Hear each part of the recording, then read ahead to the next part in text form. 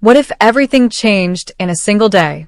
The gates of Buckingham Palace had barely opened when whispers began spreading through London's political circles.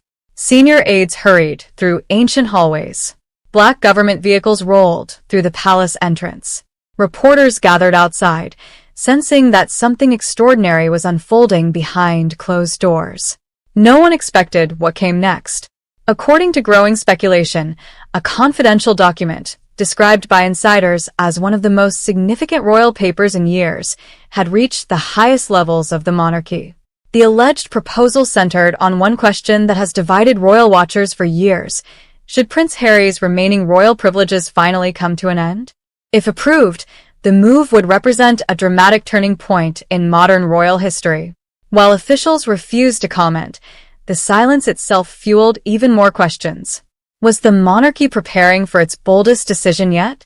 And what role did Prince William allegedly play in bringing it forward? Sources close to palace observers claimed that discussions had intensified following months of renewed debate over the future of the royal family. Supporters of reform argued that the institution needed greater clarity about who represents the crown and who does not. At the center of those discussions stood one familiar figure: Prince Harry. Ever since stepping away from official royal duties, Harry's relationship with the institution has remained under constant public scrutiny. Interviews, documentaries, memoirs, and public appearances have kept tensions alive, leaving many wondering whether the current arrangement could continue indefinitely. Now, speculation suggested that patience inside royal circles had finally reached its limit. The alleged proposal was said to focus less on emotion and more on institutional stability. According to commentators, the monarchy has always depended on clear lines of responsibility. Working royals perform official duties on behalf of the sovereign. Non-working royals live private lives. Critics argued that blurred boundaries create confusion. Supporters of Harry disagreed.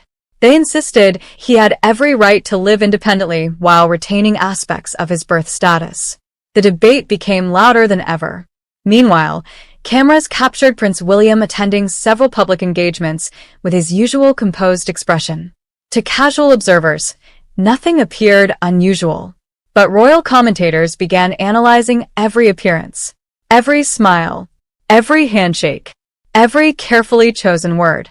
Some suggested William had increasingly embraced a stronger vision for the monarchy's future, one focused on fewer working royals, clearer accountability, and a more streamlined institution. Others cautioned that much of the reporting remained speculative and that no official announcement had confirmed any dramatic constitutional change. Even so, rumors refused to fade. Television panels debated hypothetical outcomes.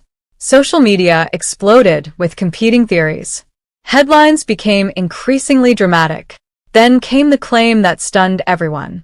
According to palace speculation circulating among commentators, William had allegedly endorsed a final recommendation supporting a formal review of Harry's remaining royal privileges. The phrase "final decree" immediately captured public imagination. But what exactly did it mean? Some analysts argued it could simply refer to internal planning rather than an immediate legal action. Others believed it symbolized William's growing influence within the institution as heir to the throne. Whatever the interpretation, the conversation shifted dramatically. For years, William had largely avoided responding publicly to family disputes. Instead, he focused on official engagements, charitable initiatives, and preparing for future responsibilities. That restraint earned praise from many royal observers. Yet some believed the future king would eventually have to make difficult institutional decisions, choices that could affect even his closest relatives. If these reports proved accurate, this might represent precisely that moment. Inside the palace, according to speculation, advisors examined centuries of constitutional tradition. Every precedent mattered. Every legal detail required careful consideration. Unlike popular television dramas, royal decisions involve governments, constitutional conventions, legal advisors, and complex historical practices. Nothing happens overnight. Still, that complexity did little to calm public curiosity. Outside Buckingham Palace, tourists pointed toward the famous balcony while reporters delivered live updates despite having little confirmed information.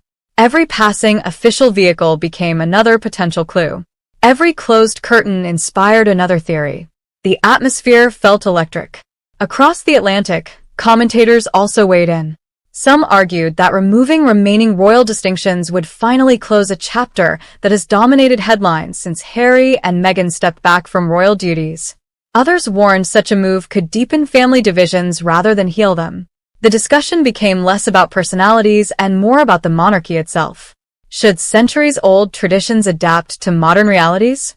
Can the institution preserve unity while allowing individual freedom? Those questions suddenly appeared more relevant than ever.